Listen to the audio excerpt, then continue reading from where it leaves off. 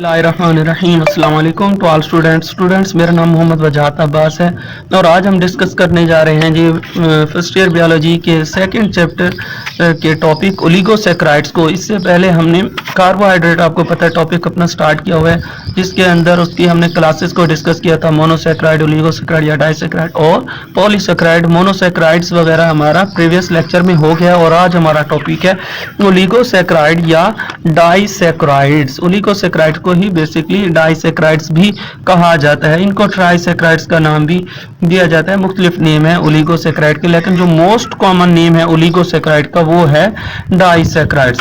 सो characteristics oligosaccharides की क्या है? First of all, combination of two और मोर मोनोसैकेराइड्स, दो या दो से ज्यादा मोनोसैकेराइड का कॉम्बिनेशन, दो या दो से ज्यादा मोनोसैकेराइड्स का ये कॉम्बिनेशन है। यानी हमारे पास इसके अंदर 2 से लेकर 10 तक मोनोसैकेराइड्स होते हैं, 10 तक मोनोसैकेराइड। याद रहे, मोनोसैकेराइड्स जो हमने पढ़ा था, मोनोसैकेराइड्स के अंदर हमने पढ़ा था, उसमें 3 से लेकर 7 कार्बन एटम्स हमने पढ़े थे, उसमें 3 से लेकर 7 कार्बन एटम्स होते हैं, जबकि डाइसैकेराइड्स में या ओलिगोसैकेराइड में 2 से लेकर 10 तक मोनोसैकेराइड। मोनोसैकेराइड के अंदर कार्बन एटम 3 से 7 तक, जबकि ओलिगोसैकेराइड और डाइसैकेराइड में 2 से 10 तक मोनोसैकेराइड, यानी 2 से लेकर 10 तक मोनोसैकेराइड्स मिलते हैं तो हमारे पास बनते हैं ओलिगोसैकेराइड या डाइसैकेराइड्स। कॉम्बिनेशन ऑफ 2 और मोर की जगह यानी इट्स मीन 10, 2 या 2 से ज्यादा मोनोसैकेराइड का ये कॉम्बिनेशन होता है और ये मोनोसैकेराइड की निस्बत लेस स्वीट इन टेस्ट होते हैं और less soluble in water than monosaccharide. Monosaccharide की निस्बत पानी में इनकी सोलुबिलिटी भी कम होती है, कम सोलुबल होते हैं। उसकी वजह यह है कि मोनोसैकेराइड हमारे पास सिंपल शुगर एटम्स होते हैं, जबकि ये हमारे पास सिंपल से ज़रा हट के होते हैं, उससे ज़रा अगला दर्जे होते हैं। याद रहे, कोई भी चीज़ जब ज़्यादा उसकी स्टेबिलिटी बढ़ती जाए, ज़्यादा उसकी कॉम्प्लेक्सिटी बढ़ती जाए, तो उसी लिहाज से उसकी सोलुबिलिटी भी डिक्रीज होती जाती है, उसकी कम होती जाती है, वो सोलुबल कम होता जाता है क्योंकि उसकी स्टेबिलिटी इंक्रीज हो रही होती है। सिमिलरली कैन बी हाइड्रोलाइज्ड, इनको हाइड्रोलाइज्ड किया जा सकता है इनटू सिंपल शुगर, क्योंकि ये सिंपल नहीं है, ये सिंपल नहीं है। सिंपल सिर्फ हमारे पास मोनोसैकेराइड्स होते हैं, इनको तोड़कर हम सिंपल शुगर के अंदर इनको जो है कन्वर्ट कर सकते हैं, यानी ओलिगोसैकेराइड से मोनोसैकेराइड्स, क्योंकि मोनोसैकेराइड्स के बने हुए इनको तोड़ेंगे तो वापस हमें मोनोसैकेराइड्स मिल जाएंगे। Yield monosaccharide units on hydrolysis, जब हम इनकी हाइड्रोलाइज करते हैं तो वापस इनकी हाइड्रोलाइसिस पर हमें मोनोसैकेराइड यूनिट्स गेन हो जाते हैं। अगर कोई डाइसैकेराइड या कोई ओलिगोसैकेराइड 2 मोनोसैकेराइड पैदा करता है हाइड्रोलाइसिस होने के बाद, कोई भी अगर ओलिगोसैकेराइड 2 मोनोसैकेराइड यूनिट्स पैदा करता है तो उसको हम कहते हैं डाइसैकेराइड। सिमिलरली अगर 3 पैदा करता है, यानी 3 मोनोसैकेराइड से बना हुआ है कोई ओलिगोसैकेराइड, या हाइड्रोलाइसिस के बाद 3 मोनोसैकेराइड पैदा करता है, जाहिर सी बात है जितनों से बना हुआ होगा तोड़ने के, अब जिन चीजों से वो बना हुआ है जब टूटेगा तो वही चीजें ही मिलेंगी। अगर कोई 2 मोनोसैकेराइड से बना हुआ है, जब टूटेगा तो 2 ही मोनोसैकेराइड मिलेंगे। 3 मोनोसैकेराइड से बना हुआ है, जब टूटने पर यानी उसकी हाइड्रोलाइसिस पर 3 ही हासिल होंगे। तो जितनी मोनोसैकेराइड से बना हुआ होगा टूटने पर उतनी ही हासिल होंगे।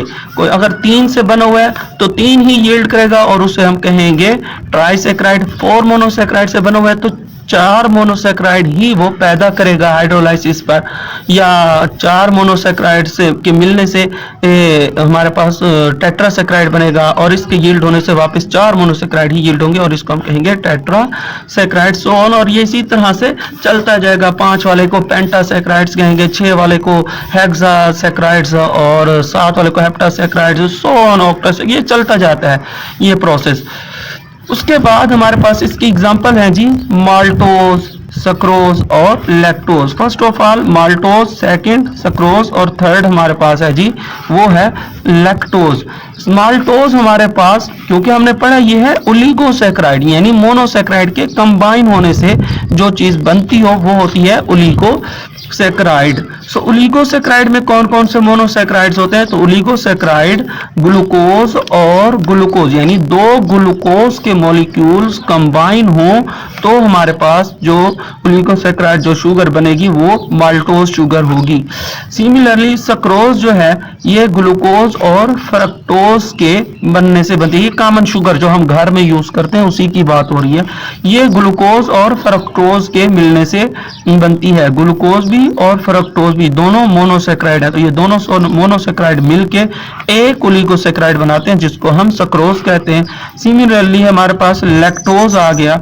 सो लैक्टोज जो है ये भी ग्लूकोज प्लस गैलेक्टोज, ग्लूकोज और गैलेक्टो, ग्लूकोज प्लस ग्लूकोज नहीं, ग्लूकोज प्लस ग्लूकोज के मिलने से माल्टोज बनाता है। ये ग्लूकोज और गैलेक्टोज है, ग्लूकोज और गैलेक्टोज के मिलने से बनती है हमारे पास लैक्टोज शुगर। उसके बाद हमारे पास आता है ग्लाइकोसाइडिक बॉन्ड ओलिगोसेक्राइड्स के अंदर, जो कि बहुत इंपॉर्टेंट है। कोई से दो मोनोसेक्राइड के दरमियान monosaccharide plus monosaccharide is equal to हमारे पास मोनोसेक्राइड,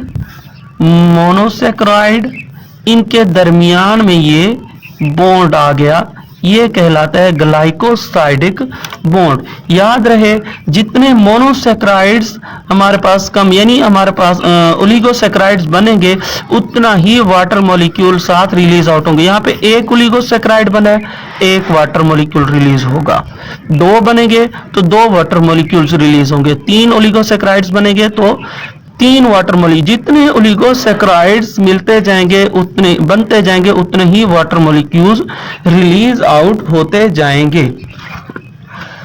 सो अब देखें हमारे पास कोवेलेंट बॉन्ड, ग्लाइकोसाइडिक बॉन्ड की define, covalent bond between two monosaccharide. So दो मोनोसेक्राइड के दरमियान जो कोवेलेंट बॉन्ड होता है उसको हम कहते हैं ग्लाइकोसाइडिक बॉन्ड। याद रहे अगर हमारे पास दो से ज्यादा तीन मोनोसेक्राइड्स कंबाइन हुए हैं सो फिर भी ग्लाइकोसाइडिक बॉन्ड ही होगा। कैसे देखें, एक मोनोसेक्राइड आ गया, ये हो गया दूसरा मोनोसेक्राइड और ये तीनों आपस में लिंक्ड हैं, ये है तीसरा मोनोसेक्राइड, तीसरा थर्ड मोनोसेक्राइड। सो यहाँ पर भी बॉन्ड आ गया इनके दरमियान, ये ऑक्सीजन है दरमियान में, यहाँ पर भी ये बॉन्ड आ गया, ये दरमियान में ऑक्सीजन। सो एक ग्लाइकोसाइडिक बॉन्ड ये इन दो के दरमियान और एक ग्लाइकोसाइडिक बॉन्ड इन दो के दरमियान आ गया।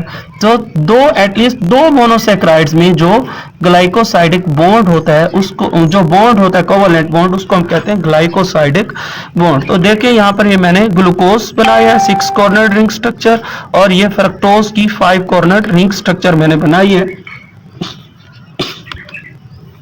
उसके बाद देखें इनके कंबाइन होने से क्या हुआ है, ये हमारे पास एक प्रोडक्ट हासिल हुआ है, ग्लूकोज प्लस फ्रक्टोज के हासिल होने से कंबाइन होने से एक प्रोडक्ट बना है जिसको सक्रोज हम कहते हैं। हम ऑलरेडी पीछे एग्जांपल में भी डिस्कस कर रहे हैं कि माल्टोज ग्लूकोज प्लस ग्लूकोज के मिलने से बनता है और उसके बाद ग्लूकोज प्लस फ्रक्टोज से सक्रोज बनता है और ग्लूकोज प्लस गैलेक्टोज से जो है वो लैक्टोज बनता है।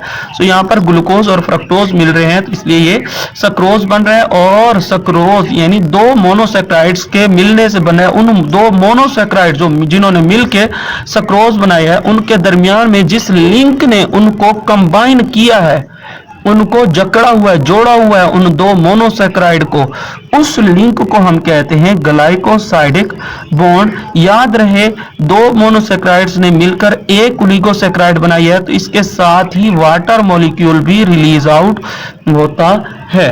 सो हमारे पास ये एक जो है ओलिगोसेक्राइड बना है उसके साथ ही एक वाटर मॉलिक्यूल भी रिलीज आउट हुआ है। सो हमारे पास ये था ओलिगोसेक्राइड्स। अगर आपको हमारी वीडियो समझ आई है, अच्छी लगी है तो इसे लाइक करें। इंशाल्लाह अब हम मिलेंगे अपनी नेक्स्ट वीडियोस के साथ। सो चैनल को सब्सक्राइब करना ना भूलें। तो